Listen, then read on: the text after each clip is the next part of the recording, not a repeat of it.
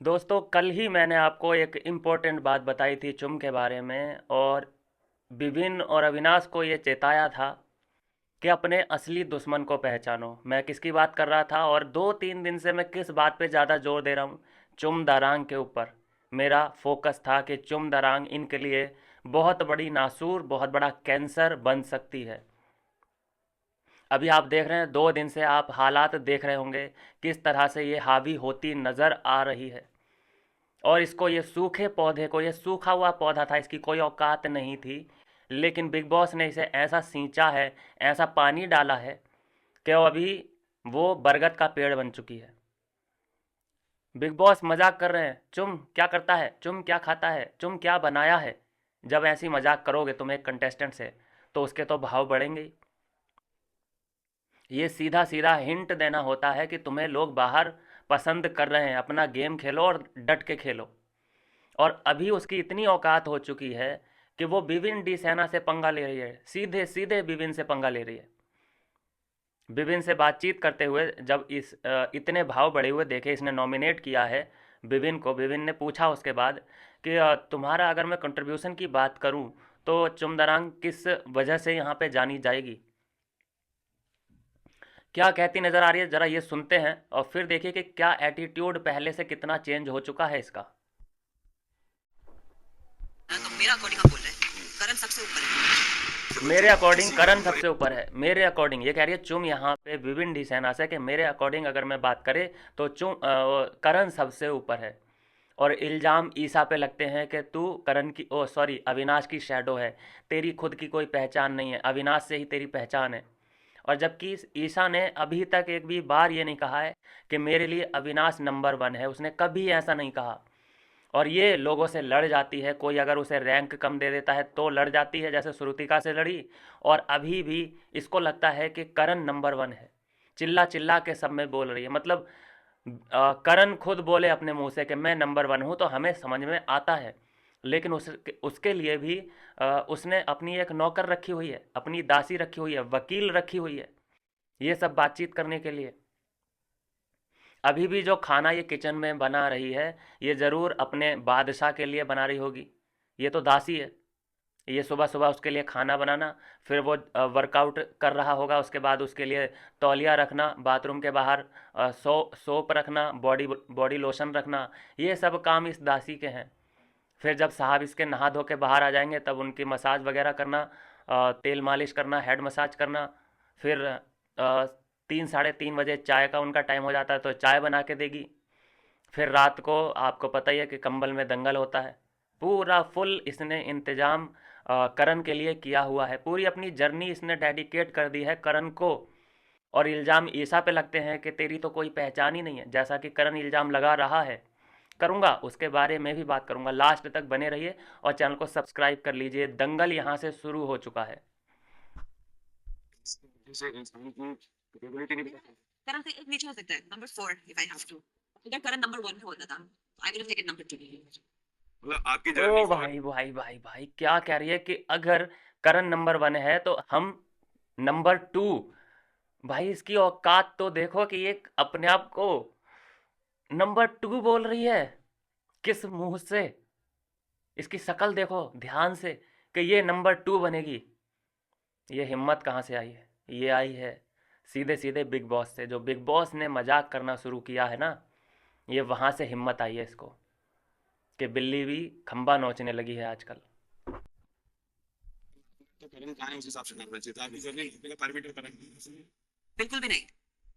यहाँ से पकड़ा है, यहाँ से, कि आपकी जर्नी को नापने का पैरामीटर करण है। बिल्कुल भी नहीं। ऐसा बोल, बस बोल देना है। इसका मतलब है कि इसे कुछ ना कुछ अंट संट बोल देना है, चाहे इसकी बात का कोई सेंस हो या ना हो, बोल देना है। ये pure pure pure pure pure बोल के जो सिर पे चढ़ाया है ना ऑडियंस ने, देख लो ये प्योर क्या कर रही है। प्योर चापलूसी कर रही है करण की। किसी भी इंसान की जो पर्सनैलिटी है किसी शो में इंडिविजुअल होनी चाहिए या किसी और के ऊपर बेस्ड सिंपल होनी है चाहिए। ऊपर भाई, किसी की भी जो पर्सनैलिटी है वो इंडिविजुअल अगर दिखे तो बहुत अच्छी बात है।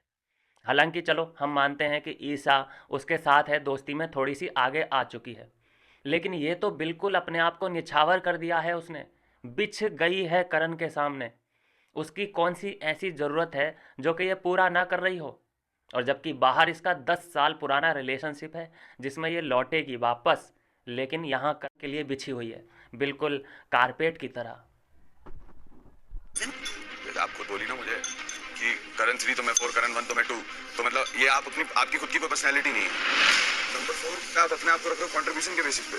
या क्या कंट्रीब्यूट करा आपने बताओ? आपने क्या कंट्रीब्यूट करा? अरे सवाल तो मैं आपसे पूछ रहा हूँ ना, आप आपने क्या काउंटर। आपका सवाल से अगर बचना है तो उल्टा सवाल पूछ लो, ऐसा ही तो करण करता है। कोई उससे सवाल पूछे वो उल्टा सवाल कर देगा, आंसर नहीं देता किसी भी बात का। यहाँ सवाल पूछा है विविन ने, क्योंकि नॉमिनेट किया है इसने, ऐसे ही नहीं उसके बाल बिखर गए हैं विविन के। इसने नॉमिनेट किया है विविन को ये बोलते हुए कि तुम दूसरों को बोलता रहता है लेकिन अपने बारे में नहीं सोचता है, तो पहले अपने बारे में देखो तुम क्या क्या बोलता है। बस ये इसका एक रीज़न था। इस जगह पे आके, इस स्टेज पे आके इसका ये फालतू रीज़न देना कि तुम दूसरों को बोलता रहता है, क्या बोलता है वो इसे खुद नहीं पता, पूछा जाए तो इसे खुद नहीं पता कि क्या बोलता रहता है।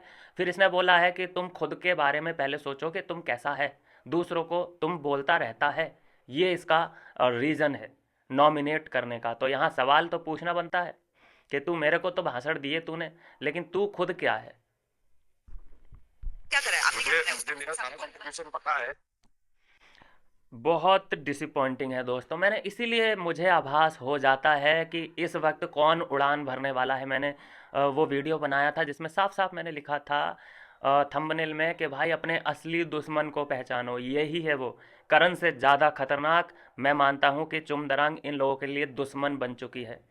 ये जितना जल रही है इस वक्त अविनाश एंड विविन से, मेरे ख्याल से घर में और कोई नहीं जल रहा है। ये बहुत गंदे लेवल पे जल रही है दोस्तों, बहुत एक्सट्रीम लेवल पे जल रही है, अंदाज़ा भी नहीं लगा सकते। इसका वही लेवल आ चुका है जलने का कि अगर विविन एंड अविनाश को ये इतनी तकलीफ दे सकती है ना, इतनी, और शर्त ये हो कि तुम्हें लेकिन इतनी मिलेगी, तो ये इतनी तकलीफ़ लेने के लिए रेडी है क्योंकि उन्हें इतनी तकलीफ़ मिलेगी। ये इसका एक्सट्रीम लेवल जा चुका है उन दोनों को दुख, दर्द और तकलीफ देने का, क्योंकि जेलसी इसकी अब पर्सनल बन चुकी है। और मैं बात करूं नॉमिनेशन की दोस्तों, नॉमिनेशन में रजत भी है। रजत, विपिन, अविनाश, ईशा, चाहत, सारा एंड कशिश, ये लोग नॉमिनेट हुए हैं, ईशा नहीं हुई है। तो आप समझिए कि ये नॉमिनेशन हुआ कैसे। बहुत ही सिंपल था, एकदम बायस नॉमिनेशन था ये। इसमें सबसे ज़्यादा जो भूमिका निभाई थी वो टाइम गॉड ने निभाई थी। एकदम बायस डिसीजन, बिल्कुल बायस। जो पिछली बार टाइम गॉड बना था अविनाश, उसने किस तरह से फेयर फेयर फेयर फेयर की जो पीपोड़ी बजाई थी उसकी हवा निकाल दी इसने। कैसे बायस खेला जाता है एक तरफा, इसने वो बता दिया है। मैं बायस की बात करूं, देखो दोस्तों, गिफ्ट देने थे चुम और करण को जितने गिफ्ट मिले हैं, इट मीन्स कि जितने ज़्यादा गिफ्ट उतने ही ज़्यादा नॉमिनेशन के अधिकार, क्योंकि सेंटा क्लॉस वाला थीम रखा गया था, गिफ्ट वाला थीम रखा गया था। तो ये था सीन कि जिसको श्रुतिका सबसे ज़्यादा गिफ्ट देगी और जितने भी गिफ्ट देगी उतने ही वो अधिकार प्राप्त कर लेगा नॉमिनेशन के। तो आप जानकर हैरान हो जाएंगे दोस्तों कि करणवीर एंड चुम को इसने 5 गिफ्ट दिए हैं, मतलब 5 नॉमिनेशन के अधिकार। समझ रहे हैं आप, एक्सट्रीम लेवल की ये औकात दिखाई है इन लोगों ने इस गेम में। जहां करणवीर ने ईशा को नॉमिनेट करते हुए दिख रहा है और बोल रहा है कि तुम्हारी खुद की कोई आइडेंटिटी नहीं है, तुम तो अविनाश का पल्लू पकड़ के यहाँ तक चली आई हो, ये इल्ज़ाम लगा रहा है उस पर। दोस्ती वोस्ती इनके लिए कोई मायने नहीं रखती। वो तो अभी तक ये भी नहीं बोली है बेचारी कि अविनाश नंबर 1 है, अविनाश को मैं नंबर 1 पे रखती हूँ। और अपनी चेली को देख ले, अपनी दासी को देख ले, जो तेरे पीठ पीछे भी, तेरे सामने भी तुझे नंबर 1 बनाने पे तुली हुई है। अपने मुंह से उसने ढोल पीटा हुआ है कि करण नंबर 1, करण नंबर 1। ऐसा कौन करता है भाई।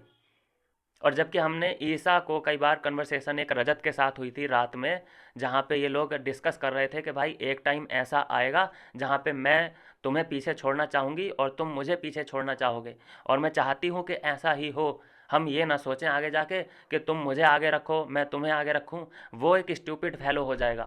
तो ये होती है कंपटीशन वाली बात। ये नहीं है कि तू मेरा दोस्त है तो तू आगे चले जा, मैं पीछे रह जाती हूँ। हम एक दोस्ती की नई परिभाषा लिखेंगे यहाँ पे। भाई कंपटीशन में आए हो तो कंपटीशन दो एक दूसरे को। दोस्ती करनी है तो दोस्ती अलग रखो और बरकरार रखो, लेकिन कंपटीशन में टफ कंपटीशन दो। अविनाश को भी दो, विपिन को भी दो, चाहे तुम दोस्त क्यों ना हो। लेकिन आपको ऐसा लगता है कि तुम करणवीर के कभी आड़े आ सकती है? बिल्कुल नहीं आ सकती। अगर इसे ये महसूस होगा कि मेरे यहाँ ड्रॉप आउट होने से करणवीर आगे जा सकता है, तो ये अपने साथ कुछ भी कर सकती है, कुछ भी। और इसने शिल्पा एंड चाहत को दिए हैं 4 गिफ्ट, समझ रहे हैं आप, मतलब 4 नॉमिनेशन के अधिकार। और हमने देखा है कि शिल्पा किस पे अटैक करती नज़र आ रही है। अविनाश पे अटैक किया है शिल्पा ने और नॉमिनेट करती हुई दिखाई दे रही है कि ये बहुत इरिटेटिंग कैरेक्टर है, ये बहुत पोक करता है, जिसको मैं अपने चारों तरफ बर्दाश्त नहीं कर सकती। ये रीज़न दिया है इसने नॉमिनेट करने का। चलिए खैर कोई बात नहीं। और रजत एंड कशिश को दिए हैं 3 अधिकार, 3 गिफ्ट, और जिसमें हम देख पा रहे हैं कि कशिश ने और रजत ने दोनों ने विभिन्न को किया है नॉमिनेट। और जहाँ पे कशिश के कुछ बोल हैं जो कि फूट पड़े हैं उसके मुंह से, बोल रही है कि विपिन डी सेना तुम नाम के साथ जी रहे हो, विपिन डी सेना के साथ। अरे उसका नाम है तो वो अपने नाम के साथ ही जिएगा ना, कशिश के नाम से तो नहीं जिएगा। कैसी स्टूपिड फैलो है भाई। भाई वो उसका नाम है, वो हर कोई चाहता है कि उसका नाम हो, लोग उसका नाम पहचाने, दूर दूर तक पहचाने। भाई यो यो हनी सिंह है, बादशाह है, ये अपना नाम बनाने के लिए अपने गाने में कितनी ही बार अपना नाम डालते हैं। यो यो हनी सिंह आपने देखा होगा। तो वो क्यों डालते हैं? ताकि उनका नाम बड़ा हो, उनका नाम बच्चा बच्चा जाने। लेकिन ये कह रही है मोहतरमा अलग से कि तुम अपने नाम को अलग रखो और अपनी इंडिविजुअल पर्सनैलिटी को अलग रखो। इसे समझ आ चुका है कि मैं करण को टारगेट करूंगी तो जो ईडन एंड यामिनी का हाल हुआ है वो मेरा हो सकता है। मुझे कहाँ से स्ट्रांगनेस मिल सकती है, इसने एक आइडिया लगाया है। हालांकि बाहर जो रियलिटी है वो कुछ और है, लेकिन इसने एक कैलकुलेशन मारी है कि यामिनी और ईडन किसके खिलाफ थे? करण के खिलाफ थे। या शिल्पा और चुम के खिलाफ थे, इसलिए वो शायद बाहर गए। तो इसने कुछ अलग गेम खेलने की यहाँ से ट्राई किया है। ये अविनाश, विविन एंड ईशा के खिलाफ जा रही है। और आपको याद होगा कि ये जब आई थी शुरू में तो ये ही 3 इसके मुख्य टारगेट भी थे। और क्या कह रही है विविन के बारे में कि अगर उस वक्त तुम्हें टाइम गॉड नहीं बनाया गया होता, उस वक्त अगर चाहत ने तुम्हें परेशान ना किया गया होता, तो तुम्हारी खुद की कोई आइडेंटिटी ही नहीं बनती। क्या बकवास कर रही है ये। वो लाडला है, सबसे ज़्यादा फीस है उसकी, तो ऐसे ही है क्या? किसी खैराती को तुझे दे देंगे इतनी फीस? कुछ देखा है उसमें? पर्सनैलिटी है, इतने फैंस हैं उसके, लाखों करोड़ों दुनिया भर में, वो ऐसे ही हैं। तू है कौन भाई जो कि तू उसके पर्सनैलिटी का डिस्क्राइब कर रही है उसकी पर्सनैलिटी को? 2 दिन आए हुए नहीं है इसको, और ऐसे लोग, इतने बड़े बड़े लोग, भाई तेरी जो औकात है ना, वो मैं सोच रहा हूँ कि तो बाहर निकल। अगर तुझे कहीं पे कुछ काम नहीं मिलता है तो तुझे विवेन डी सेना की गाड़ियाँ वाड़ियाँ साफ करने के लिए वो रख लेगा, लेकिन इतना अंट संट मत बोल। इसे ये है दोस्तों कि अगर मैं बड़े स्टार पे अटैक करती हूँ तो कोई तो होगा जो मेरा बाहर सपोर्ट करेगा। कोई, ये बड़े आदमी को ही चुनती है। इसने स्प्लिट विला में सबसे जो पॉपुलर लड़का था दिग्विजय, उस पर अटैक किया, उसके साथ गलत किया, तो इसके साथ भी ऑडियंस जुड़ी ना, 1 मिलियन फॉलोअर हुए ना। होता है दोस्तों। आप इस इंडस्ट्री में कितने भी बड़े स्टार, सलमान, शाहरुख को कोई अगर अटैक करने लग जाए, उनके खिलाफ बोलने लग जाए ब्लंटली, तो एक तबका ऐसा होगा जो कि उसके साथ खड़ा हो जाएगा। तो ऐसा ही है कशिश के साथ भी। इसने सबसे मोटे फाइटर, सबसे बड़े फाइटर को चुना है, अपना टारगेट बनाया है। इसका सिंपल गणित है कि अगर मैं उससे हार भी जाती हूँ तब भी मेरा नाम बन ही जाएगा, क्योंकि लोग सोचेंगे कि कम से कम इसने फाइट करने का एक हिम्मत तो दिखाई, इसमें जुनून तो है कि हाँ विपिन डी सेना से पंगा ले सके ये। मतलब ये इसकी बहुत सिंपल सी स्ट्रेटजी है, कोई कोई ही समझ सकता है, लेकिन ये बहुत शातिर खिलाड़ी है। गेम इसका परफेक्ट है, बोलने में बढ़िया है, स्क्रीन पे भी अच्छी खासी दिखती है, खूबसूरती भी अब धीरे धीरे करके जितनी है अमीर होती जा रही है, खूबसूरती भी इसके पास आती ही जा रही है। चलिए खैर आगे बढ़ते हैं। और रजत ने विवियन को किया है नॉमिनेट ये कहते हुए कि तुम पहले से थोड़े से खामोश हुए हो। 24 घंटे वो परफॉर्मेंस ही देता रहे हैं, करण की तरह तो नहीं है ना कि आधे सीजन से उठ के आया है।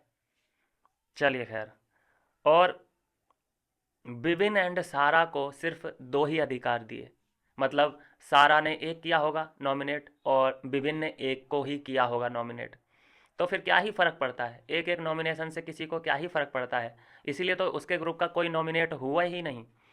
और श्रुतिका ने लास्ट में तो कमाल कर दिया दोस्तों, अविनाश एंड ईशा को मात्र एक ही अधिकार दिया नॉमिनेशन का। आप समझ रहे हैं, ये होता है गेम। अविनाश ने क्या किया, फेयर फेयर फेयर के मामले में पूरी ऐसी तैसी कर ली थी, हालांकि चलो कोई फ़र्क नहीं पड़ा उससे, सब सेव हो गए। लेकिन आप देखिए कि ऐसे गेम खेलना पड़ेगा। यही जो श्रुतिका है, आपको याद होगा जब शुरू में बनी थी एक बार, इसको एक अधिकार मिला था ऐसे ही बांटने का, अधिकार बांटने का कि कौन किसको ज़्यादा नॉमिनेट करेगा। उस वक्त भी इसने अविनाश, विविन, ईशा और एलिस को कोई भी अधिकार नहीं दिया था नॉमिनेशन का, सीधे सीधे बायस खेल गई थी। और उसको जब रिप्लाई के लिए, क्योंकि उस वक्त अविनाश जेल में था, रिप्लाई करने के लिए, अपना विरोध जताने के लिए उसने भी अपने अधिकारों का इस्तेमाल किया, तो पूरा घर अविनाश के खिलाफ खड़ा हो गया था। आपको याद होगा, ऐसी हिपोक्रेसी घर के अंदर चल रही है। तो टारगेट इन घर वालों का सिंपल है, विविन एंड अविनाश, ये 2 लोग इन सभी घर वालों का टारगेट बन चुके हैं। लेकिन इससे कोई घंटा फर्क नहीं पड़ता, ये लोग कितना भी टारगेट कर लें, ये जितना इन दोनों को टारगेट करेंगे ये उतने ही बड़े और मजबूत इनकी पर्सनैलिटी उभर के आएगी। ये क्या समझ रहे हैं कि ये कितने बचे हैं, 11 लोग बचे हैं, इकट्ठे हो जाएंगे तो क्या घंटा पाड़ लेंगे? कुछ नहीं कर सकते ये लोग, जब तक जनता इनके साथ है। तो कमेंट कर दीजिए कौन कौन विविन और अविनाश के साथ है। और बाकी आपको बता चुका हूँ मैं कि अविनाश, विविन, रजत एंड चाहत, कशिश एंड सारा, ये हैं वो नाम जो कि नॉमिनेट हो चुके हैं, मतलब 6 कंटेस्टेंट नॉमिनेट हो चुके हैं। और मैं अगर इसमें डेंजर जोन की बात करूं कि कौन कौन डेंजर में है, वैसे तो देखो ये वो टाइम आ चुका है कि बिग बॉस अपना गणित लगा के किसी को भी बाहर कर सकते हैं। लेकिन एज ए आम आदमी, एज ए व्यूअर, जो हमारा सिंपल वे में अभी माइंड चल रहा है, उसके हिसाब से सारा को या कशिश को, सारा को या कशिश को ही जाना चाहिए। और अगर फालतू का बिग बॉस ने दिमाग लगाया तो कुछ भी हो सकता है। लेकिन एक थ्योरी और है जो बन रही है, वो मैं बात करूँगा इससे अगली वीडियो में। मिलता हूँ नेक्स्ट वीडियो में नई अपडेट के साथ।